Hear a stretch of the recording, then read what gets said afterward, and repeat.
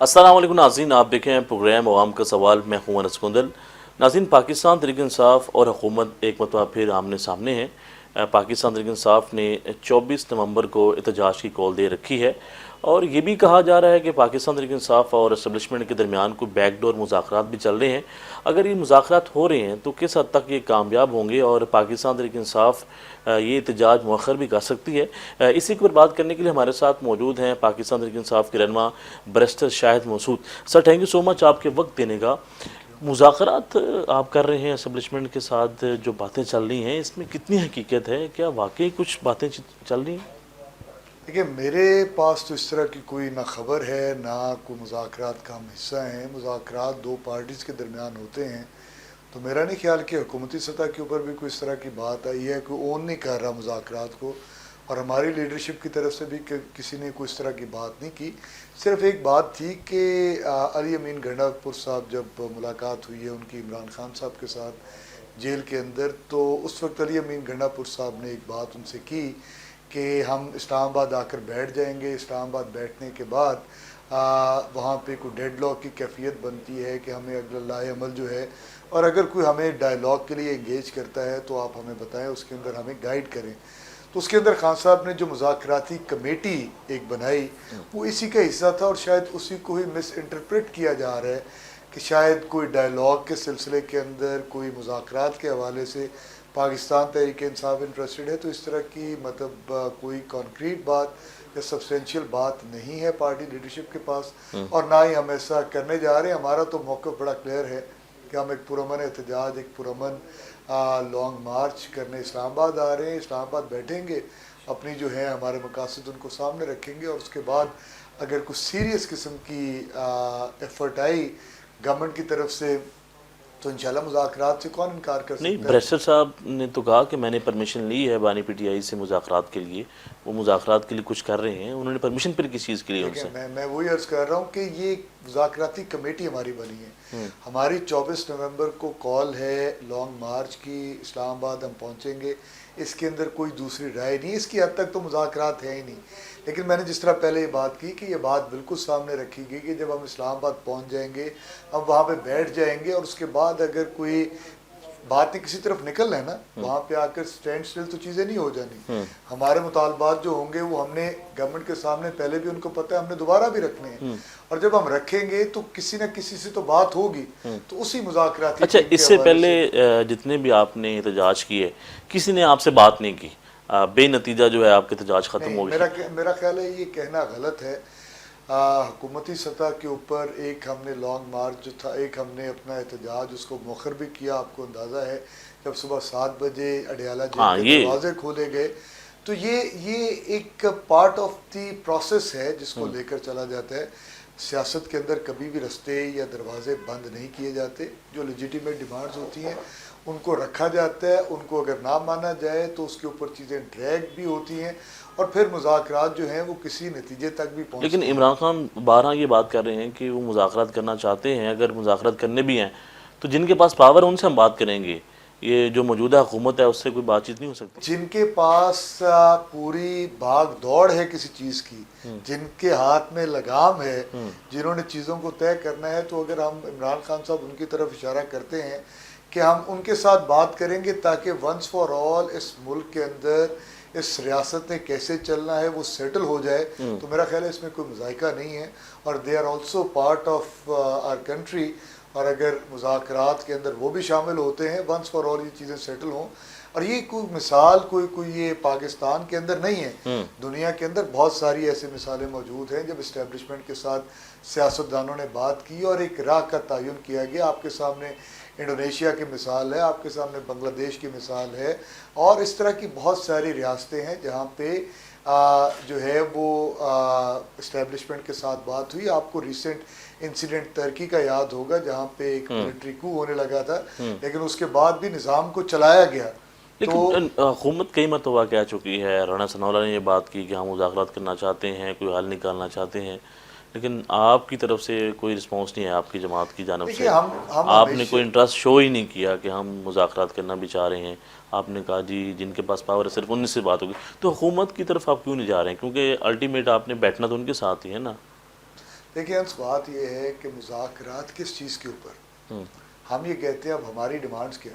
ہم یہ کہتے ہیں کہ 26ویں آئینی ترمیم رات کے اندھیرے کے اندر ایک گناہ کبیرہ کیا گیا، اور اس کو سامنے رکھ کر 26ویں آئینی ترمیم کو جوڈیشری کو ایگزیکٹو کے تابع کیا گیا۔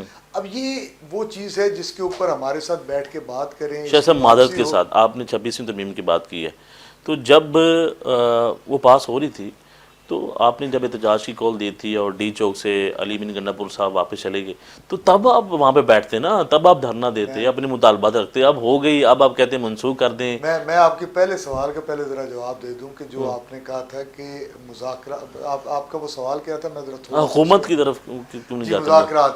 اب حکومت ہم سے کہتی کیا ہے؟ ہم کہتے ہیں کہ ہمارے ساتھ پاکستان کے عوام، پاکستان کی ریاست نے جس طرح چلنا ہے اس کے حوالے سے بات کرے۔ حکومت بات کرتی ہے کہ ہم بات کرنے کے لیے آپ سے تیار ہیں، آپ ہمیں این آر او دیں، آپ ہمارے جو ہے یہ جو ہم نے مینڈیٹ کو چوری کی ہے آپ اس سے پیچھے ہٹ دیں، آپ ہماری جو کرپشن ہے آپ اس کے حوالے سے ہمارے بات کریں۔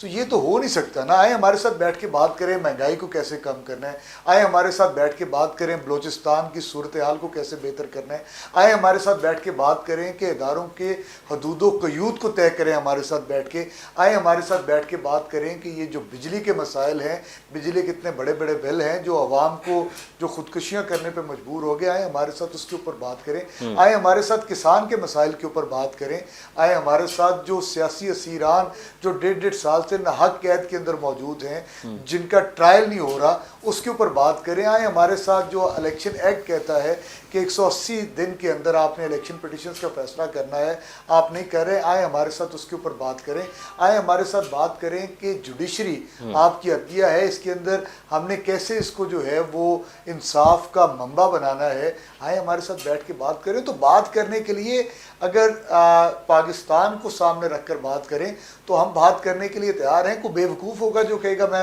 بات نہیں کرتا، لیکن اگر بات یہ کرنی ہے کہ ہم نے ایونس فیلڈ اپارٹمنٹ بنا لی ہے اس کے اوپر آپ خاموشی اختیار کر لیں تو ہم سے نہیں خاموش ہوا جائے گا۔ اگر بات یہ کرنی ہے کہ یہ دونوں پارٹیز، پاکستان پیپلز پارٹی، پاکستان مسلم لیگ نون، انہوں نے جو 40 سال ملک کو لوٹا اس کے متعلق نہ بات کریں، بات اس چیز کے اوپر ہونی ہے تو ہماری طرف سے نہ ہے، نہ ہے، نہ ہے، جواب ہے، ہم اس کے اوپر بات نہیں کریں گے۔ بات ہی نہیں کریں گے، کوئی آگے چیزیں بڑھ نہیں پائیں گی، ٹھیک ہے؟ مطلب کوئی جب ان تک چیزوں کے اوپر بات نہیں، کرپشن کے اوپر دیکھیں انس صاحب ایک چیز ذرا ذہن میں رکھیے گا، آپ کو بھی یاد ہوگا 8 فروری کے الیکشن کے بعد پاکستان پیپلز پارٹی نے اوپنلی کہا تھا کہ آئے ہمارے ساتھ ملیں، لیکن آپ نہیں ملے۔ حکومت بناتے ہیں۔ ہم نے کیوں نہیں بنائی حکومت؟ کیا ہم آج ان کے ساتھ بیٹھ کے حکومت بنا لیں جن سے ہم نے پچھلے 60 سال کا حساب لینا ہے؟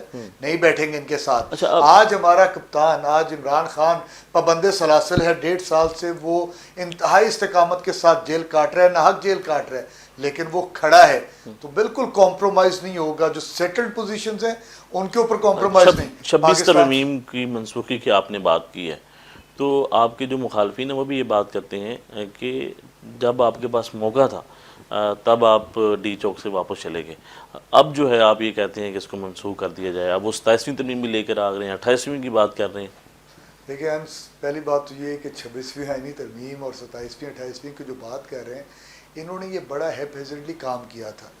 ان کو سمجھ نہیں تھی کہ 26ویں آئینی ترمیم کے اندر جو کچھ انہوں نے آئین کے ساتھ کھلواڑ کیا اس کے بعد یہ ریاست کیسے چلے گی۔ آپ کے سامنے ہے 3 سینئر موسٹ ججز سپریم کورٹ کے اندر بیٹھے ہیں اور وہ عدالتیں کر ہی نہیں پا رہے، وہاں پہ بیٹھ کے مذاق اڑتا ہے، بلکہ پوری ریاست کے اندر، پوری دنیا کے اندر ہم نے اپنی سپریم کورٹ کو مذاق بنا کے رکھ دیا ہے۔ مطلب ان کو سمجھ نہیں ہے کہ پہلے کانسٹیٹیوشنل کورٹس کی بات تھی، پھر کانسٹیٹیوشنل بینچز کی بات، تو یہ 26ویں آئینی ترمیم تو کسی صورت بھی قابل عمل ایک فیل نہیں ہے، اور اس کے لیے 27ویں کریں گے، 27ویں کے اندر جو لوپ ہولز ہوں گے ان کو 28ویں کریں گے، کیونکہ اس کے اندر پاکستان کا جو ہے جو وقار، پاکستان کا جو انٹرسٹ تھا اس کو ملحوظ خاطر نہیں رکھا گیا، اس کو مقدم نہیں رکھا گیا، بلکہ اس کے اندر اپنے ذاتی مفاد کو ملحوظ خاطر رکھا گیا کہ کسی نہ کسی طریقے سے ہمارے اقتدار کو دوام ملتا جائے، کسی نہ کسی طریقے سے جو ہمیں ایک ادارے کی جانب سے ہمیں سپورٹ ہے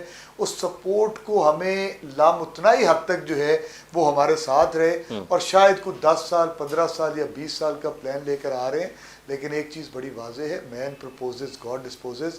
وہ کہتے ہیں نا کہ تم سے پہلے بھی ایک شخص یہاں تخت نشین تھا، اس کو بھی اپنے خدا ہونے پہ اتنا ہی یقین تھا.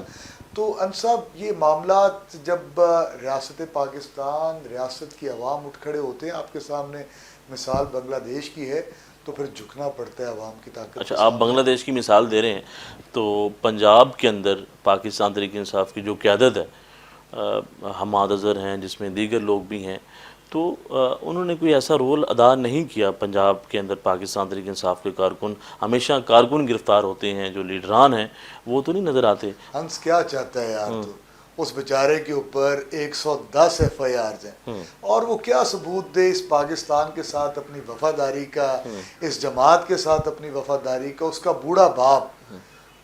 بوڑھا باپ میں نے ہر جلسے کے اندر دیکھا ہے حماد اظہر کا.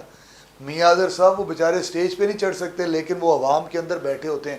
میں نے خود دیکھا ہے، آپ نے شاہد خان کے جلسے کے اندر میرا خیال ہے آپ کی بھی نظر پڑی تھی. تو یار میں ان کی بیویاں، ان کے بچے، ان کے بوڑھے ماں باپ، ہمارے ماں باپ، ہمارے بچے، ہماری بیویاں سارے جلسوں کے اندر موجود ہوتی ہیں. جتنی قربانی اس پاکستان کے لیے، ان معاملات کو حل کرنے کے لیے پاکستان تحریک انصاف کے ورکرز، لیڈرز، پاکستان تحریک انصاف کے لیڈرز کی فیملیز نے دی ہیں، میرا خیال ہے پاکستان کی تاریخ کے اندر اس سے پہلے اس طرح کی مثال نہیں ملتی. پہلے ہوتا تھا پاکستان کے اندر چادر چار دیواری کا تقدس کبھی پامال نہیں ہوتا تھا. گھر کے اندر گھس کے گھر کے برتن، گھر کے کھڑکیاں، گھر کے دروازے، گھر کی الماریاں نہیں توڑی جاتی تھی. اس دفعہ تو آپ کے سامنے اب دوبارہ ہم نے 24 کی کال دی. وہ تو کہتے ہیں کہ آپ نے بھی دروازے توڑے تھے کراچی کے اندر جب مریم نواز کو. ایک مثال دیں مجھے آپ، دیکھیں بڑی واضح سی بات ہے کہ اگر مریم نواز کے اوپر کوئی، آپ کو ساروں کو پتہ ہے، وہ آپ پروگرام آپ کو یاد ہوگا، تو انہوں نے، مریم نواز نے کیا کہا تھا کہ میری تو لنڈن میں کیا پاکستان میں کوئی پراپرٹی نہیں ہے. بڑا مشہور ڈائلاگ تھا. اور اس کے بعد دوبارہ انہی پراپرٹیز کو اون کیا. تو ادارے جو اس ملک کے اندر اس وقت صحیح کام کر رہے تھے، انہوں نے ان کو ان معاملات کے اندر گرفتار کیا. تو اس گرفتاری کے اندر مطلب عدالتوں نے اپنا کام کیا اور ان کے اوپر وہ سارے. کیا آج جو عدالتیں ہیں وہ اپنا ہی کام کر رہی ہیں نا؟ آج عدالتی جو نظام ہے وہ آزاد ہے، وہ بہتر کام کر رہے ہیں. میں سمجھتا ہوں، دیکھیں پچھلے دنوں ہمارے چیف جسٹس آف پاکستان، جو حقیقی چیف جسٹس آف پاکستان ہیں، جسٹس یحییٰ آفریدی صاحب، ان کا بھی ایک سٹیٹمنٹ تھی کہ نچلی سطح کے اوپر ہماری عدالتیں آج بھی آزادانہ کام کر رہی ہیں. دیکھیں ہم یہ سمجھتے ہیں اور ہماری یہ توقعات بھی ہیں، اور ہم اسی کے لیے ہم نے اس موومنٹ کا آغاز کیا ہے. 24 نومبر کی کال ہے کہ ہماری عدالتیں بالکل آزاد ہوں، ان کے اوپر کسی قسم کی کوئی قدغن نہ ہو. جو 26ویں آئینی ترمیم کے تحت بھی لگائی گئی، وہ 26ویں آئینی ترمیم کو واپس لیا جائے تاکہ عدالتیں دوبارہ صحیح معنوں کے اندر منصفانہ طور پہ اپنا کام اچھا شاہ صاحب یہ بتائیں کہ جب بھی کسی جماعت کے حق میں کوئی فیصلہ آتا ہے تو وہ یہ بات کرتے ہیں کہ عدالتیں بہتر کام کر رہی ہیں. جب بھی کسی جماعت کے خلاف فیصلہ آتا ہے تو وہ کہتے ہیں کہ عدالتیں کام صحیح نہیں کر رہی ہیں. چاہے وہ 2018 کے بعد بات کریں تو نون لیگ کی تنقید کرتی تھی، آپ کہتے تھے کہ عدالتیں بالکل بہتر کام کر رہی ہیں. آج بھی اگر آپ کے حق میں فیصلہ آ جاتا ہے تو نون لیگ یہ بات کرتی ہے کہ کمپرومائز ہو رہی ہیں چیزیں، یا پھر جو ہے سہولت کاری کی جا رہی ہے. تو کس طرف عوام کس کی بات کے اوپر جو ہے وہ یقین کریں؟ دیکھیں آج جو 24 نومبر کی کال ہے وہ اسی سلسلے کی ایک کڑی ہے. ہم یہ چاہتے ہیں، دیکھیں کل کو ہم نے اقتدار میں بھی آنا ہے، ہم نے اپوزیشن میں بھی آنا ہے. مطلب it's a political process which has to last for all the time to come. اگر پاکستان کے اندر جمہوریت نے پلنا ہے تو پھر یہ سیاسی نظام چلنا ہے. ہم یہ چاہتے ہیں کہ کوئی بھی، ہم اپوزیشن میں ہوں یا ہم گورنمنٹ کے اندر ہوں، ایک ایسی جوڈیشری پاکستان کے اندر موجود ہو جس کے اوپر کوئی سوال نہ اٹھا سکے، جس کے اوپر اپوزیشن سوال نہ اٹھا سکے، جس کے اوپر گورنمنٹ سوال نہ اٹھا سکے. ایک ایسی عدلیہ ہمارے پاس موجود ہو جو آئین اور قانون کے دائرے کے اندر رہ کر اپنے حدود و قیود کو سامنے رکھتے ہوئے وہ فیصلے کریں اور ان فیصلوں کو منوان تسلیم کیا جائے. آج جس طرح کے حالات بن گئے کہ دیکھیں سپریم کورٹ آف پاکستان جو سب سے بڑی عدالت ہے، اس نے ایک فیصلہ دیا کہ ریزرو سیٹس کے اوپر پاکستان تحریک انصاف کا حق ہے، اور اس کے اوپر 3 وزارتی بیان بھی ہے، وہ نہیں لیکن implement ہو آج بھی وہ امپلیمنٹ نہیں ہو رہی۔ تو اس سے لگتا یہ ہے کہ ہم لوگ ایک فاشسٹ اسٹیٹ ہیں، ہم لوگ ایک ایسی اسٹیٹ بن گئے ہیں جس کے اندر آئین اور قانون کی کوئی عملداری نہیں، کوئی ان کی پاسداری نہیں، اور اسی وجہ سے آج ہم معاشی طور پہ بہت زیادہ کمزور ہو گئے، کیونکہ بین الاقوامی سطح پہ لوگ یہ سمجھتے ہیں، ادارے یہ سمجھتے ہیں کہ جس ملک کے اندر آئین اور قانون نہیں، آئین اور قانون کی پاسداری عدالتوں نے کروانی ہوتی ہے، اس ملک کے اندر انویسٹمنٹ کیسے لے کر چلے جائیں کہ اگر وہاں پہ ہماری انویسٹمنٹ کے حوالے سے کوئی مسئلہ بنتا ہے تو یہ تو عدالتیں ہی آزاد نہیں ہیں۔ حکومت تو یہ بات کر رہی ہے کہ اب تو معیشت بہتری کی طرف جا رہی ہے، انویسٹمنٹ آ رہی ہے پاکستان کے اندر، دیگر جو ممالک ہیں وہ بھی جو ہے پاکستان کی ہیلپ کر رہے ہیں۔ دیکھیں مجھے نہیں سمجھ آتی، پچھلے دنوں 150 روپیہ آٹا کلو مہنگا ہو گیا، گھی کی قیمت کے اندر اضافہ ہو گیا، آپ کے امپورٹ کے اوپر آپ کا کمپلیٹ بین ہے، آپ کہتے ہیں فورن ریزروز بہتر ہو گئے، آپ کہتے ہیں جی کہ ملک کی معیشت بہتر ہو رہی ہے، کہاں پہ جو ہے روزگار کے مواقع بڑھ گئے، کون سی انڈسٹری پاکستان کے اندر لگ گئی، کہاں پہ آپ نے دیکھا کہ کسان کے حالات بہتر ہو گئے؟ ہر طرف تو ایک واویلا ہے، ہر طرف تو آہو بکار ہے کہ ملک جو ہے وہ لٹ رہا ہے، کھانے کے لیے پیسے نہیں، بل دینے کے لیے پیسے نہیں، اسکولوں کو آپ گورنمنٹ اسکولوں کو آپ پرائیویٹائز کر رہے ہیں۔ مجھے نہیں سمجھ آتی کہ کہاں سے یہ اسٹیٹسٹکس اٹھا کر لے کر آتے ہیں۔ سٹاک ایکسچینج کی بات کرتے ہیں جی 96,000 پوائنٹس پہ چلی گئی، تو اس کا کوئی ٹرکل ڈاؤن ایفیکٹ مجھے پبلک کے لیے دکھائیں، وہ نہیں ہے۔ عوام کے لیے چند لوگ ہیں آپ کے جو ہے جن کو ہم، جو ہمارے ڈپٹی پرائم منسٹر ہیں، وہ آپ کو پتہ ہے ان کی آلریڈی سٹیٹمنٹس آن ریکارڈ موجود ہیں کہ اعداد و شمار کے ساتھ ہم کھلواڑ کر کے آئی ایم ایف کو سے جا کر امداد لیتے ہیں، تو یہ کھلواڑ ہے سارا جو کیا جا رہا ہے۔ بشرا بی بی اور علیمہ خان کے حوالے سے گفتگو کریں گے، یہ جاننے کی کوشش کریں گے کہ جو باتیں چل رہی ہیں کہ وہ عملی طور پہ سیاست میں آ چکی ہیں، لیکن اس سے پہلے ایک چھوٹی سی بریک ہے، بریک کے بعد دوبارہ ملتے ہیں۔ Stay with us. بریک کے بعد خوش آمدید کہتے ہیں، ہمارے ساتھ موجود ہیں پاکستان تحریک انصاف کے رہنما برسر شاہد مسعود۔ گفتگو کر رہے ہیں کل کے احتجاج کے حوالے سے جو پاکستان تحریک انصاف کرنے جا رہی ہے۔ بریک کے بعد سر یہ بتائیں کہ بشرا بی بی کے حوالے سے ہم نے گفتگو کر رہے تھے کہ کہا جا رہا ہے کہ وہ عملی طور پہ جو سیاست میں آ چکی ہیں، تو آپ تو بات کرتے ہیں کہ کوئی موروثی سیاست نہیں ہونی چاہیے، تو کیا واقعی ہی جو ہے وہ سیاست کا حصہ بن چکی ہیں؟ اور انہوں نے جو خطاب کیا اس حوالے سے دیکھیں کہیں پہ قدغن تو ہے نہیں۔ اگر آج عمران خان صاحب جیل کے اندر ہیں اور سب سے زیادہ اگر کوئی افیکٹیوز ہیں اس کے، تو وہ عمران خان صاحب کی امیجیٹ فیملی ہے، علیمہ خان ہیں، ان کی بہنیں ہیں، بشرا بی بی ہیں، وہ ان کی وائف ہیں، اور اگر وہ میدان کے اندر نکلتی ہیں تو ہمارے پاس پاکستان کے اندر بہت ساری ایسی مثالیں موجود رہی ہیں کہ اگر اپنے ہسبینڈس کے اوپر یا پارٹی قیادت کے اوپر کوئی برا وقت آیا تو کلثوم نواز بھی نکلی تھی، اور اس کے بعد جب وہ انہوں نے الیکشنز یا عملی طور پہ سیاست کے اندر نہیں رہیں،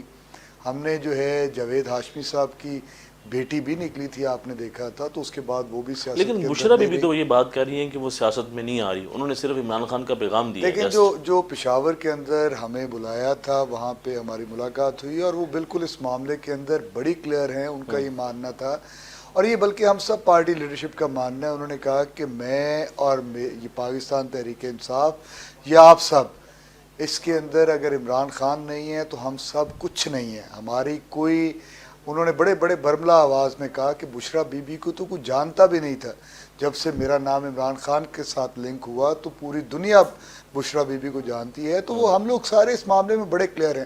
دیکھیں میں اپنے حلقے میں جاتا ہوں تو مجھے میرے حلقے کی عوام نے 50,000 ووٹ دیے ہے، 50,000 سے زیادہ ووٹ ملا جب مجھے، تو وہ مجھے پتہ ہے کہ وہ عمران خان کا ووٹ تھا سارے کا سارا، مطلب ہمارا اس کے اندر کوئی کنٹریبیوشن نہیں تھا، تو آج ہم سب کی پہچان ہی عمران خان ہے۔ اچھا، مطلب وہ اگر سیاست میں آ جاتی ہیں تو آپ کو کوئی مسئلہ نہیں ہے اگر وہ پی ٹی آئی کو لیڈ کرنا دیکھیں چاہیں؟ اگر کوئی ڈیزرو کرتا ہے اور صرف اس بات کے اوپر اس کے اوپر پابندی لگا دی جائے کہ آپ لیڈر کی بہن ہیں، بیوی ہیں یا بیٹی ہیں، آپ نہیں کر سکتی، تو میرا خیال ہے یہ بالکل بھی درست بات نہیں۔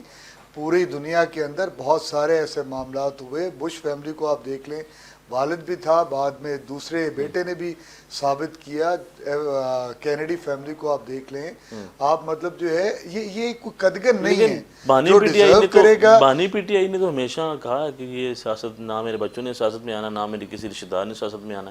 وہ تو ہمیشہ یہ بات کرتے رہے ہیں, یہی نعرہ لے کر چلے ہیں کہ ہم نے اس طرح نہیں کرنا سیاست. دیکھیں اگر میں یہ کہتا ہوں, مطلب ان کی اپنی جگہ پہ بات بالکل درست ہے, لیکن اگر مطلب بچے جو ہے وہ ہماری چیف منسٹر کی طرح ہوں یا ہمارے جو ہے بلاول بھٹو زرداری کی طرح ہوں, جن کے پاس صرف ایک ہی کوالیفیکیشن ہے کہ وہ شریف فیملی کی بیٹی ہیں, اور دوسرے کے پاس کوالیفیکیشن ہے کہ وہ بھٹو زرداری کا جو ہے بیٹا ہے, اس کے علاوہ کوئی کوالیفیکیشن نہیں, تو ایسے لوگوں کو واقعی سیاست میں نہیں آنا چاہیے. عمران خان اس حد تک بالکل درست بات کرتے ہیں, لیکن اگر عمران خان کی سٹرگل جو ہے وہ 1996 کے اندر شروع ہو کے 2018 کے اندر پرائم منسٹر بنتے ہیں, تو اگر ان کی فیملی کے اندر سے بھی کوئی سٹرگل کرتا ہے اور وہ ڈیزرو کرتا ہے جس کے پیچھے پبلک ایٹ لارج نکلتی ہے, تو میرا خیال ہے اس کے اندر اچھا, مذائقہ بھی مریم کوئی نہیں. نواز کی آپ نے بات کی ہے, تو پنجاب کے اندر کوئی تبدیلی آپ کو نظر آئی ہے, کوئی بہتری, کوئی ایسا منصوبہ جس کی آپ کہیں کہ میں بھی تعریف کرتا ہوں, یا پہ کوئی بہتر کام دیکھیں کیا انہوں نے؟ یہ میں کیونکہ پاکستان تحریک انصاف کا ہوں, تو جو بات کروں گا وہ ایز اوپوننٹ ہی لی جائے گی, لیکن میرے خیال کے اندر اگر ایک نیوٹرل آبزرور کے طور پہ بھی دیکھوں تو کوئی ایز سچ کوئی ریمارکیبل تبدیلی نہیں, بلکہ حالات اور زیادہ خراب ہوئے ہیں.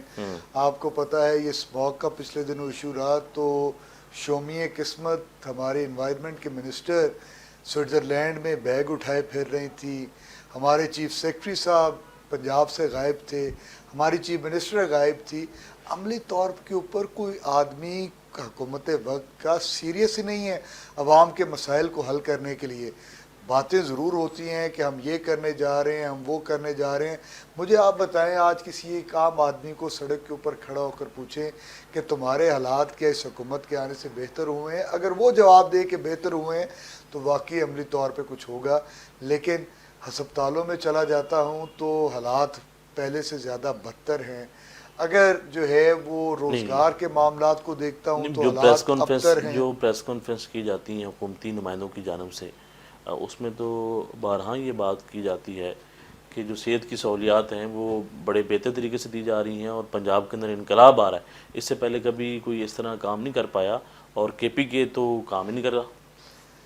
دیکھیں میری بات کو تو تنقید کے طور پہ لیا جائے گا جی, کہ یہ ایک روایتی قسم کی تنقید جو ایک اپوزیشن کرتی ہے وہ کر رہے ہیں, لیکن میں سمجھتا ہوں, اگر میں نے جس طرح پہلے کہا نیوٹرل آبزرور کے طور پہ بات کروں, تو مجھے پنجاب کے اندر تو ایسا کوئی تبدیلی نظر نہیں آتی, بلکہ حالات خراب ہوتے ہوئے نظر آتے ہیں. البتہ کے پی کے کی اگر بات کریں تو حکومتی اراکین جو ہیں وہ بار بار یہ بات کرتے ہیں کہ خیبر پختونخوا کے اندر کچھ نہیں ہو رہا. تو میں صرف اس کے جواب میں ایک ہی بات کرتا ہوں کہ اگر خیبر پختونخوا کے اندر عمران خان کے نمائندوں نے کچھ ڈیلیور کیا, تو آج تیسری دفعہ خیبر پختونخوا کے اندر عمران خان کی حکومت ہے. حالانکہ خیبر پختونخوا کی تاریخ کچھ اور بتاتی ہے کہ کبھی بھی انکمبنٹ گورنمنٹ نے دوسری دفعہ ریپیٹ نہیں کیا, لیکن ہم تیسری دفعہ وہاں پہ موجود ہیں.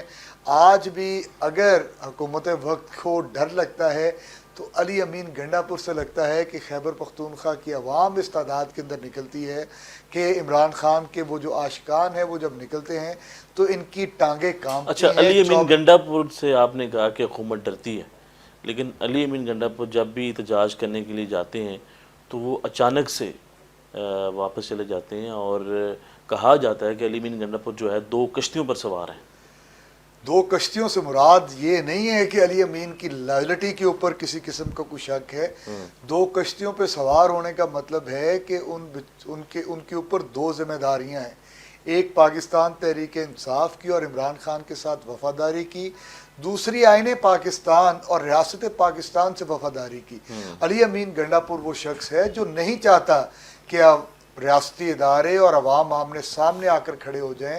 علی امین گنڈا پور نے بار بار یہ کہا کہ ہم نے بہت سارے آتے ہوئے جب ہم پر تشدد کیا جا رہا تھا تو ہم نے ریاستی اداروں کو گرفتار کیا اور گرفتار کرنے کے بعد ان کو as a gesture of good will چھوڑ دیا، حالانکہ انہوں نے ہمارے اوپر تیر برسائے، ہمارے اوپر آنسو گیس پھینکی، ہمارے اوپر سیدھے فائر کیے، لیکن ہم نے ان کو چھوڑا کیونکہ میں ایک ذمہ دار چیف منسٹر ہوں، میں اپنے آئینی سر یہ تو ساری حدود و باتیں ٹھیک، قیود آپ کو یہ کہہ رہے ہیں مانتا کہ ہوں۔ وہ اداروں کے ساتھ کھڑے ہیں جس طرح قانون کی بالادستی چاہتے ہیں، لیکن اس عوام کا کیا قصور جو ان کے ساتھ نکلتی ہے، وہ ڈی چوک وہاں پہ کھڑی رہتی ہے اور اچانک سے جو ہے نا آپ کے جو سی ایم صاحب ہیں وہ واپس چلے جاتے ہیں، تو اس میں جو عوام کا نقصان ہوتا ہے، جو آپ کو سپورٹ کرتی ہے، جو چاہتی ہے کہ بانی پی ٹی آئی باہر آ جائیں، تو اس کا اس میں کیا قصور ہے؟ آپ اس کو تنہا چھوڑ کے چلے جائیں گے؟ دیکھیں میں نے جس طرح اور پہلے ہمیشہ پی ٹی آئی کے پی کے اندر ایسا ہوا۔ ایک چیز ہنس بڑی مزیدار ہے پاکستان تحریک انصاف کی کہ ہم لوگوں کی پولیٹیکل گرومنگ عمران خان صاحب نے خود کی ہے۔ ہمیں جو سیاسی شعور دیا، جو سیاسی تعلیم دی، وہ عمران خان صاحب نے خود دی، اور ہم نے ایک وہ ارتقاء کا عمل جس کو کہتے ہیں اس کے اندر ہم سارے گزر کے آئے ہیں۔ اب جب ہماری لیڈرشپ کوئی کام کرتی ہے اور وہ ہمیں اس کو بتاتی ہے، جسٹیفائی کرتی ہے کہ یہ کام ہے، تو اس کے اوپر ہمارے ورکرز کی طرف سے تنقید نہیں آتی۔ ہمارے ورکرز بھی اگر پاکستان تحریک انصاف کے ساتھ ان کا حب ہے، ان کی لائلٹی ہے، تو ان کی پاکستان اور پاکستان کے ریاستی اداروں کے ساتھ لائلٹی یا وفاداری بھی اتنی ہی زیادہ ہے۔ وہ نہیں چاہتے ہمارے ورکرز، مجھے ایک بات بتائیں، جتنے آج تک ہمارے پروٹیسٹ ہوئے ہیں، کسی ایک کے اندر کیمرے کی آنکھ نے یہ دکھایا کہ ہمارے ورکرز یا ہماری لیڈرشپ جو ہے وہ کوئی ہتھیار لے کر نکل رہی ہے یا ان کے ہاتھ میں کوئی ڈنڈا بھی ہے؟ سمپل لوگ، سادہ لوگ بسوں کے اوپر سوار اپنی پرائیویٹ ٹرانسپورٹ کے اوپر آتے ہیں، آ کر آنسو گیس کھاتے ہیں، وہاں پہ سیدھی ربر کی گولیاں کھاتے ہیں، اور پھر کہ ادارے اور ریاست تباہ نہ ہو جائے، بد امنی اس حد تک نہ بڑھ جائے کہ معاملات ہاتھ سے نکل جائیں، اب تو اپنے گھروں کو واپس چلے جاتے ہیں اور پھر دوبارہ آتے ہیں اپنے آئینی، قانونی اور جمہوری حق کو استعمال کرنے کے لیے۔ ڈی پی او اٹک کا بھی ایک بیان سامنے آیا جس میں انہوں نے کہا کہ بڑا مشکل ہوگا آپ لوگوں کے لیے، اور ریڈ لائن کو کراس کرنا، اٹک پل جو ہے انہوں نے کہا کہ میں کراس نہیں کرنے دوں گا، تو پھر آپ کی کیسی تیاری ہے؟ انہوں نے تو اپنا جو پیغام ہے وہ جاری کر دیا ہے کہ ہم جو ہے دیکھیں میں ریاستی ادارے، ان کے سربراہان اور اسپیشلی پولیس انتظامیہ سے میری یہ گزارش ہوگی کہ آپ ریاستی اداروں کے اندر ملازم ہیں، آپ عوام کی خدمت کے لیے یہاں پہ موجود ہیں، اور آپ کا نصب العین، آپ کا جو ہے جو آپ کا جن عہدوں پہ آپ ہیں وہ آپ سے یہ تقاضا کرتے ہیں کہ آپ جو آئین اور قانون آپ کو کہتا ہے آپ اس کے مطابق ایکٹ کریں۔ اگر میں اس کے اندر مجھے کہنے میں کوئی دوسری رائے نہیں کہ اگر کہیں پہ جو ہے وہ آئین اور قانون کی پامالی ہوتی ہے تو ریاستی اداروں کو پورا حق ہے کہ وہ جس طرح سے اس کو روکنا چاہیں روکیں، لیکن کسی کے کہنے کے اوپر، ایک پرامن احتجاج کے اوپر آپ نہیں روک سکتے، کیونکہ آئین اور قانون یہ حق، بنیادی حق دیتا ہے ہر پاکستانی شہری کو کہ جہاں پہ ظلم ہو، جہاں پہ زیادتی ہو، بے شک وہ ریاست کی طرف سے ہو یا کسی ایک شخص کی طرف ہو، تو آپ اپنا پرامن احتجاج ریکارڈ کروا سکتے ہیں، اور اگر کوئی ریاستی ادارہ اس پرامن احتجاج کو روکنے کی کوشش کرتا ہے تو وہ اپنی حدود و قیود سے تجاوز کرے گا، وہ اپنے آئین اور قانون کو پامال کرے گا، اور اس کے لیے اس کو قرار واقعی سزا آئین پاکستان، قانون پاکستان یہ عدالتیں دیں گی۔ تو اس لیے میری ان سے گزارش ہوگی کہ وہ اپنے آپ کو اس قانون کے شکنجے سے دور رکھیں، جو آئین کہتا ہے، جو قانون کہتا ہے، جو ان کی ریاستی ذمہ داریاں ہیں وہ ان کو نبھائیں، کسی کی جو ہے وہ فرما برداری کرنے کی، کسی کے ساتھ وہ کہتے ہیں سیاست سے دور ہیں، more loyal than the king himself, وہ بننے کی ضرورت نہیں ہے۔ اسلام آباد اگر آپ پہنچ جاتے ہیں تو آپ نے تو یہ بات کی ہے کہ جب تک مطالبات نہیں مانے جائیں گے تو ہم وہاں سے نہیں جائیں گے، تو یہ دھرنا بھی ہو سکتا ہے اور اسلام آباد میں سردی بھی ہے، تو کس طرح لوگ وہاں پہ بیٹھیں گے، اور کھانے پینے کا نظام اور پھر دھرنے میں کنورٹ کرنا، یہ عملی طور پہ ہوگا یا پھر ایک دن جائیں گے اگلے دن واپس آ جائیں گے؟ دیکھیں آپ کو پتہ ہے 140 دن کا دھرنا تو آپ نے بھی دیکھا ہوا ہے، پورے پاکستان نے دیکھا ہے، لیکن تب حالات کچھ اور تھے آپ لوگوں کے لیے آج کی نسبت مشکل ہیں اگر حالات وہاں آج آپ کے ساتھ کوئی کھڑا نہیں ہے۔ مشکل ہیں اگر حالات وہاں دل بیچ آؤ جہاں دے آؤ، دل والوں کوچہ جانا میں کیا ایسے بھی حالات نہیں؟ تو ہم تو ہر طرح کی قربانی دینے کے لیے تیار ہیں. ہم وہاں پہ بیٹھیں گے بھی، بھوکے بیٹھنا پڑا بھوکے بیٹھیں گے، لیکن میں نے جس طرح پہلے کہا پاکستان تحریک انصاف ایک فیملی کی طرح ہے. ہمارے پاس وہاں پہ ہمارے ٹکٹ ہولڈرز، ہمارے MPs M N S رضا کرانہ طور پہ وہاں پہ کھانے کا انتظام بھی ہوتا ہے، وہاں پہ سارے معاملات ہوتے ہیں. ہم پرامن طور پہ بیٹھیں گے، ہمیں جتنا عرصہ بیٹھنا پڑا ہم بیٹھیں گے. لیکن میں پھر یہ کہتا ہوں اپنی ریاست کے اچھا، اداروں جو سے، آپ یہ بات کر رہے ہیں نا حکومت کہ وقت سے یہ کہتا ہوں کہ ہوش کے ناخن لیں. پورا پاکستان نکل کے آ گیا تو آپ کو پھر چھپنے کی جگہ نہیں ملے گی. آپ نے دیکھ لیا تھا ایک بنگلہ دیش کے اندر پرائم منسٹر کو پھر ہیلی کاپٹر سے بھاگنا پڑا، اور کوئی کسی دنیا میں کوئی ملک اس کو پناہ دینے کے لیے تیار نہیں تھا. تو اس نہج پہ اس ملک اچھا، کے اس حالات کو احتجاج سے یا دھرنے سے آپ نے بانی پی ٹی آئی کو رہا کروانا ہے؟ دیکھیں میری سب سے پہلا مطالبہ تو آپ کو یہی ہے نا کہ آپ نے بانی پی ٹی ہمارے 4 مطالبات ہیں جو عمران خان صاحب کی طرف سے آئے. ان کے اندر ان کا ذاتی مطالبہ ایک بھی نہیں ہے. وہ کیا کہہ رہے ہیں؟ وہ کہہ رہے ہیں جو سیاسی اسیران ہیں ان کو رہا کیا جائے. تو علی امین گنڈا پور صاحب کیا بات کر رہے ہیں؟ علی امین گنڈا پور صاحب یہ کہہ رہے ہیں کہ بانی پی ٹی آئی جب تک رہا نہیں ہوں گے ہم واپس نہیں آئیں گے. چیئرمین جو آپ کے بیرسٹر گور ہیں انہوں نے بھی یہ بات کی ہے. تو بانی پی ٹی آئی کی اگر رہائی ہے وہ احتجاج سے ہو جائے گی ہماری عدالتوں سے؟ بحیثیت پاکستان تحریک انصاف ایک سیاسی جماعت کے ہمارے یہ ڈیمانڈ ہے، یہ ہماری ڈیمانڈ ہے پاکستان تحریک انصاف کے ورکرز کی، پاکستان تحریک انصاف کے لوگوں کی، کہ عمران خان کو فوری طور پہ رہا کیا جائے. حالانکہ عمران خان صاحب کی طرف سے اس طرح کی کوئی ڈیمانڈ نہیں ہے. 4 ڈیمانڈز بڑی کلیئر: آئین اور قانون کی بالادستی، سیاسی اسیران ڈاکٹر یاسمین راشد، میاں محمود الرشید، اعجاز چودھری صاحب، ان ساری سیاسی اسیران کی فوری رہائی جن کے خلاف کسی قسم کے کوئی ثبوت موجود نہیں، ناحق قید کے اندر ہیں، ٹرائل کنکلوڈ نہیں ہوئے. 8 فروری کا مینڈیٹ جو چوری ہوا اس کی واپسی، اور 26ویں آئینی ترمیم اس کو واپس کیا جائے. جو آئین کے اوپر شب خون مارا گیا اس کو واپس کیا جائے.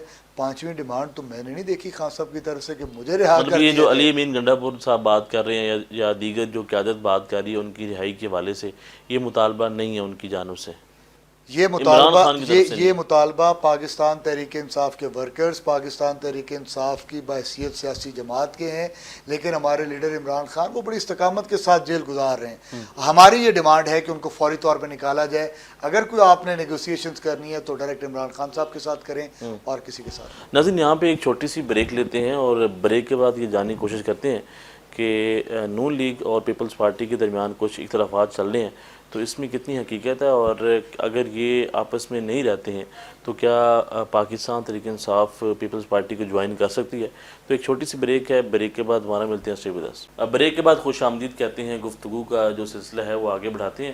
اچھا شاہ صاحب، یہ بتائیں کہ پیپلز پارٹی اور نون لیگ کے درمیان اختلافات چل رہے ہیں، اور آپ کو لگتا ہے کہ یہ عوام کو دکھانے کے لیے کچھ کر رہے ہیں یا واقعی ہی ان کے کوئی مسائل ہیں جو حل نہیں ہو پا رہے ہیں؟ اگر کوئی مسائل رہتے ہیں، اگر وہ حکومت کے ساتھ نہیں جڑے رہتے ہیں، اگر آپ کی طرف آتے ہیں، تو کیا آپ ان کے ساتھ ہاتھ ملانے کے لیے راضی ہیں؟ ان کے آپس میں کوئی مسائل نہیں ہیں. ان کا صرف ایک ہی مسئلہ ہے کہ کسی نہ کسی طریقے سے حکومت کے اندر رہیں. ہم نے جو کچھ چوریاں کی ہوئی ہیں وہ پکڑی نہ جائیں، معاملات ہمارے خراب نہ ہوں. ان کے کوئی مسائل نہیں ہیں. مطلب to be very fair and frank, یہ صرف اور صرف پاکستان کے اندر آتے ہیں یہاں پہ اقتدار جھومنے کے لیے، یہاں پہ اور زیادہ پیسہ کمانے کے لیے، اور پھر یہ لوگ نکل جاتے ہیں. ان کا آپس میں کوئی مسئلہ نہیں ہے، کوئی سروکار الیکشن کے دوران جو ہے یہ باتیں کریں گے، ایک دوسرے کے پیڑ پھاڑ دیں گے، یہ باتیں کریں گے، سڑکوں پہ گھسیٹیں گے، یہ باتیں کریں گے کہ ہم تمہارے باپ کو نہیں چھوڑیں گے. لیکن یہ ایک دوسرے کے خلاف کچھ نہیں کریں گے، کیونکہ ان کا صرف اور صرف ایک ہی مقصد ہے اور ان کے ایک ہی مفاد ہے، اور وہ ہے کہ پاکستان کو لوٹنا اور پھر پھوٹنا. اچھا، فیصل واڈا صاحب جو بات کر رہے ہیں کہ پاکستان تحریک انصاف کو کچھ نہیں ملنے والا ہے، تو فیصل واڈا صاحب کس کی زبان استعمال کرتے ہیں، کس کا پیغام پاکستان تحریک انصاف کو دیتے ہیں؟ آپ جو فیصل واڈا صاحب ہیں کس جماعت سے تعلق رکھتے ہیں؟ آزاد سینیٹر ہیں وہ، یہ بات کرتے ہیں. تو پھر آپ سمجھ جائیں اس کے اندر. مطلب میرا خیال ہے کہ it's better for me to be silent on this point. نہیں، آپ ان کے اوپر کوئی کمنٹ دینا کیا چاہیں گے اس کہ وہ بندے جو کی کیا بات بات کریں؟ جو ہے ہی آزاد اس کی کیا بات کرنی ہے؟ جو بندہ ہے ہی آزاد اس کی کیا بات کرنی ہے؟ ٹھیک. اسلام آباد جو پولیس کسی کا بن ہی نہ سکا، جو کسی کو ہو ہی نہیں سکا، تو اس کے متعلق بات کر کے میں اپنا وقت کیوں ضائع کروں؟ جو اسلام آباد پولیس کا بیان سامنے آیا کہ جو احتجاج کا حصہ بنے گا اس کا کرمنل ریکارڈ بھی بنے گا تو ان کے لیے مسائل ہوں گے، بچوں کو ایڈمیشن نہیں ملے گا، تو یہ ساری چیزیں وہ یار آپ کے لیے انہوں کہہ رہے ہیں؟ نے پاکستان کی ساری یوتھ کو تو پہلے ہی داغدار کر دیا، بے تحاشا سینکڑوں نہیں میں کہوں گا ہزاروں کی تعداد کے اندر بچے ہیں جن کے اوپر انہوں نے 788 کے ایف آئی آر دی۔ وہ بچے بیچارے بہتر روزگار کی تلاش کے اندر یہاں پہ تو یہ دے نہیں سکے، وہ جب بیرون ملک جانے لگتے ہیں تو ان کے آلریڈی پاسپورٹس ان کے نام PNIL کے اندر ہیں۔ میں بحیثیت بیرسٹر مطلب ڈیلی کے میرا خیال ہے کچھ 100 کے قریب ریٹ پٹیشنز فائل کر رہے ہیں کہ ان بچوں کے نام PNIL وغیرہ سے نکلے ہیں، ان کے خلاف کچھ نہیں ہے۔ تو انہوں نے پوری قوم کو تو پہلے ہی داغدار کر دیا، مختلف ایف آئی آرز دے کے، کوئی چھوٹا سا پروٹیسٹ بھی کرتا ہے تو اس کے اوپر بھی آپ کے سامنے ہے۔ جب یہ کالج کا ایک واقعہ ہوا تھا اس کے اوپر بھی کتنی ایف آئی آرز ہوئی، ان بچوں کے ساتھ کیا کیا زیادتیاں کی گئی۔ تو یہ نوجوان نسل بڑی مشکل سے یہ وقت آتا ہے قوموں کے اوپر کہ جب ان کی زیادہ تر آبادی جو ہے وہ نوجوان لوگوں کے اوپر مشتمل ہو۔ تو پاکستان کے اندر یہ بڑی مشکل سے وقت آیا تھا۔ آج majority of your population they belong to young generation, 60% ہے، اور یہ 60% کو دھکیل رہے ہیں ایف آئی آرز کے اندر۔ یہ 60% کو کہتے ہیں کہ ان کے ہم آئی ڈی کارڈ بلاک کر دیں گے، یہ 60% کو کہتے ہیں آپ کے اوپر 788 کے ایف آئی آر دیں گے، یہ 60% کو کہتے ہیں تم لوگوں کو روزگار نہیں ملے گا، سرکاری نوکری نہیں ملے گی۔ تو ان کو خدا کا واسطہ ہے یار، کو خود ہوش کے ناخن لو کہ سائڈ پہ چل پڑے ہو۔ شاہ صاحب یہ بتائیں کہ پچھلے تقریباً 2 سال کے اندر کافی پاکستانی جو ہیں وہ باہر جا چکے پاکستان چھوڑ کے، اور ہر نوجوان یہ بات کرتا ہے کہ وہ پاکستان میں نہیں رہنا چاہتا ہے، نا امید ہے، مایوس ہے، اور حکومت کو اس سے کوئی گلہ نہیں، وہ کہتے ہیں جاتا ہے کوئی چلا جائے، ہمیں کوئی مسئلہ نہیں ہے۔ تو یہ نوجوانوں کو مایوس ہو گئے اور باہر جانا کس حد تک پاکستان کو ڈیمیج کرے گا پاکستان کی ترقی کے اندر؟ پاکستان تو وہ برین جس کو کہتے ہیں پاکستان کے اندر آلریڈی بہت ہے۔ جس شخص کو موقع ملتا ہے، جس نوجوان کو، کیونکہ یہاں پہ انہوں نے حالات ہی ایسے کر دیے کہ نوجوان کو اپنا مستقبل یہاں پہ نظر نہیں آتا۔ ہر سال 8-8.5 لاکھ نوجوان جو ہے ملک چھوڑ کے جا رہے ہیں، اور ہمارا ساتھ والا ملک جس کے اندر آج سے 20-30 سال پہلے بھوک تھی، جس کے اندر بے روزگاری تھی، جس کے اندر ہر وہ چیز تھی جس کا کمپیریزن پاکستان کے ساتھ کیا جاتا تھا کہ پاکستان کے اندر خوشحالی ہے، آج اس ملک کے اندر میں اس دن پڑھ رہا تھا 3.5 لاکھ لوگ بیرونی شہریت کو چھوڑ کے مطلب انڈیا کی شہریت انہوں نے لی ہے۔ اور ہمارے یہاں پہ آج کسی ایک جگہ پہ مسجد میں اعلان کروا دو ایک محلے کے اندر کہ امریکہ کی یا کینیڈا کی یا کسی اور ملک کی شہریت آپ کو دی جا رہی ہے، تو پورے کا پورا محلہ نکل آئے گا کہ ہمیں جانے دے یہاں سے، ہم اس عذاب میں نہیں رہنا چاہتے۔ تو یہ باعث شرمندگی ہے کہ ریاست مدینہ لا الہ الا اللہ محمد رسول اللہ کے نام پہ بننے والا یہ ملک، جس نے عالم اسلام کو لیڈ کرنا تھا، جس نے اس ملک کے اندر، جس نے اس دنیا کے اندر ریاست مدینہ کا نمونہ بن کے پیش ہونا تھا، وہ آج اس حال کو پہنچ۔ تو آپ کے پاس کیا اسٹریٹجی ہے اگر آپ دوبارہ واپس آ جاتے ہیں تو نوجوان کے لیے آپ کیا کریں گے جو پاکستان سے مایوس ہے، وہ چاہتا ہے کہ اس کو یہاں پہ روزگار ملے، کاروبار کے جو مواقع ہیں وہ ملے، تو آپ کی کوئی اسٹریٹجی ہے اس حوالے سے؟ دیکھیں میں صرف اتنی ایک بات کرتا ہوں کہ آج آپ عمران خان کو باہر لے آئیں، آج اس ملک کے اندر دوبارہ جو حقیقی معنوں کے اندر مینڈیٹ تھا اس کی پاسداری کریں، یا دوبارہ نئے الیکشن کروا کے آنا تو عمران خان نہیں، کیونکہ یوتھ کی پارٹی عمران خان ہے، آ جائیں تو یہ 8.5 لاکھ جو لوگ جو برین ڈرین ہو رہا ہے، یہ دیکھیے گا یہ ختم ہو جائے گا، باہر سے انویسٹمنٹ آنے لگی جائے گی، فورن ریمیٹنسز آنے لگ جائیں گی۔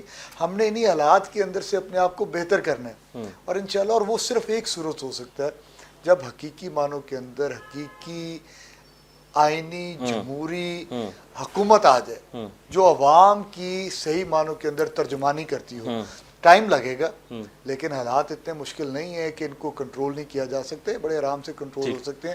اور پاکستان تحریک انصاف اور اسپیشلی عمران خان صاحب کے پاس ایک پورا لاہے عمل ہے پاکستان کو آگے لے جانے کے لیے۔ پہلے بھی انہوں نے ثابت کیا ان کے دور کے اندر اکانومی 6+۔ مطلب ہم یہ کہہ سکتے ہیں کہ جب آپ اقتدار میں آئیں گے آپ یہ نہیں کہیں گے کہ ہمارے پاس ایکسپیرینس نہیں تھا اور پچھلی حکومتوں نے یہ سب کچھ کیا ہوا، ہمارا اس میں کوئی قصور نہیں ہے۔ دیکھیں واقعی جب پہلے ہمیں پچھلی دفعہ 2018 کے اندر حکومت ملی، اس سے پہلے ہمارا حکومت کے حوالے سے کوئی تجربہ نہیں تھا، لیکن اب جو 2022 کے بعد ہمیں تجربات ملے ہیں نا جی، جن تجربوں سے ہم لوگ گزرے ہیں اور جس قسم کی فسطائیت اور ریاستی جبر کا ہم لوگوں نے مقابلہ کیا ہے، انشاءاللہ کوشش ہوگی کہ نہ تو کسی کو وکٹمائز کریں بلکہ سب سے پہلے پاکستان کا نعرہ لے کر چلیں کہ ہم نے پاکستان کو آگے اچھا، جاوید لطیف صاحب کا کل بیان آیا، انہوں نے بات کی کہ آج جو ہمارے ادارے ہیں وہ بانی پی ٹی آئی کو لے کے دباؤ کے شکار ہیں بیرونی، تو کیا بانی پی ٹی آئی کوئی بیرونی سہارا لے رہے ہیں یا پھر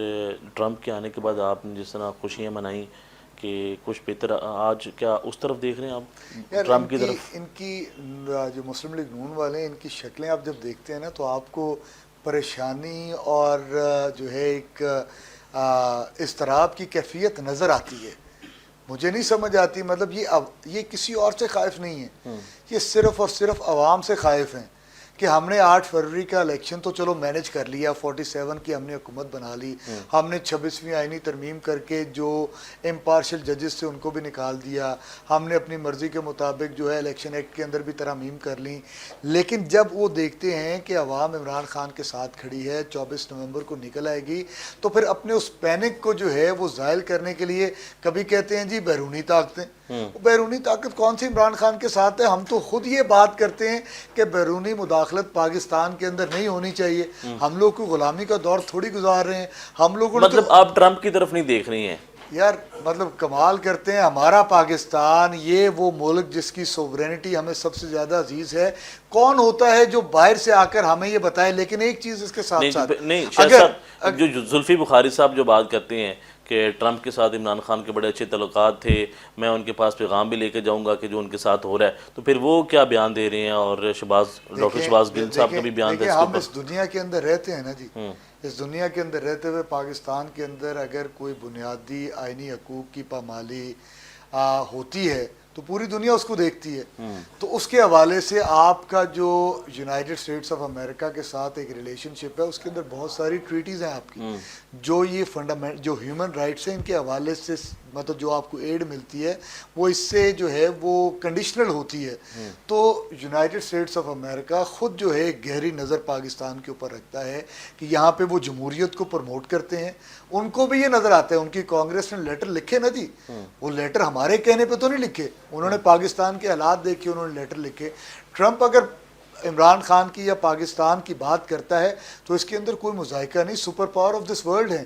پاکستان کے حالات کو دیکھ کر آپ اپنی رہائی وہاں سے نہیں چاہتے ہیں، آپ پاکستان سے چاہتے ہیں. سوال ہی پیدا نہیں ہوتا، عدالتوں کی طرف دیکھتے ہیں. سوال ہی پیدا نہیں ہوتا کہ ہم کسی بیرونی طاقت کے زور کے اوپر جو ہے وہ دوبارہ اقتدار کے اندر آئیں یا جیل سے باہر نکلیں. اس سے بہت بہتر ہے کہ ہم ہم جیلوں کے اندر مر جائیں. ہم اس پاکستان کی سوورینٹی کے اوپر یقین رکھتے ہیں، بالکل نہیں مداخلت برداشت کریں گے. اگر آپ کا یہ احتجاج یا جو دھرنا ہے یہ ناکام ہو جاتا ہے تو اس کے بعد آپ کے پاس کوئی آپشن نہیں ہے. یہ ہر کوئی یہ بات کر رہا ہے نون لیگ کے اندر، اور جس طرح فیصل وڈا صاحب نے بات کی کہ یہ ان کی آخری فائنل کال ہی ہوگی. دیکھیں، آخری فائنل کال ایک سیاسی عمل ہے. سیاسی عمل کے اندر کوئی بھی چیز آخری نہیں ہوتی، ایک عمل ہوتا ہے جو بار بار چلتا ہے. انشاءاللہ ہم پوری طاقت کے ساتھ نکلیں گے، پورے زور کے ساتھ نکلیں گے، بھرپور احتجاج کریں گے، دھرنا بھی ہوگا. اور میں یہ بات مطلب آپ کو بتا دوں، بلکہ آپ کو ایک خبر دے رہا ہوں کہ اس دفعہ جو عوام نکلے گی وہ سنبھالی نہیں جائے گی. کونے کونے سے لوگ نکلیں گے، اور یہ جو سمجھتے ہیں نا کنٹینرز لگا لیں گے، یہ سمجھتے ہیں کہ پولیس کھڑی کر دیں گے، اس دفعہ یہ عوام کا سمندر رکنا نہیں ہے. ہم اپنے حلقوں کے اندر جاتے ہیں، اتنا میں نے جوش اور جذبہ جو دیدنی ہے کبھی پہلے نہیں دیکھا. لوگ اپنی ٹرانسپورٹ خود مطلب کامیابی آپ کو حاصل ہوگی 100%. اگر اس ملک نے جمہور کے ساتھ چلنا ہے تو پھر 24 نومبر کا دن عوام پاکستان کا دن ہے، جمہور کا دن ہے. 24 نومبر والے دن ہمارے مطالبات تسلیم ہونے ہیں، اور اس نے اینڈ میں یوم جشن کے طور پہ ہم نے اس کو منانا ہے. جی ناظرین، آپ نے گفتگو سننے کے کہنا ہے کہ 24 نومبر کو یہ جو ہمارا احتجاج ہے یہ کامیاب ہوگا اور ہمارے جو مطالبات ہیں وہ مانے جائیں گے تو پاکستان آگے بڑھے گا. تو ناظرین، دیکھتے رہیں پروگرام عوام کا سوال. اللہ نگہبان.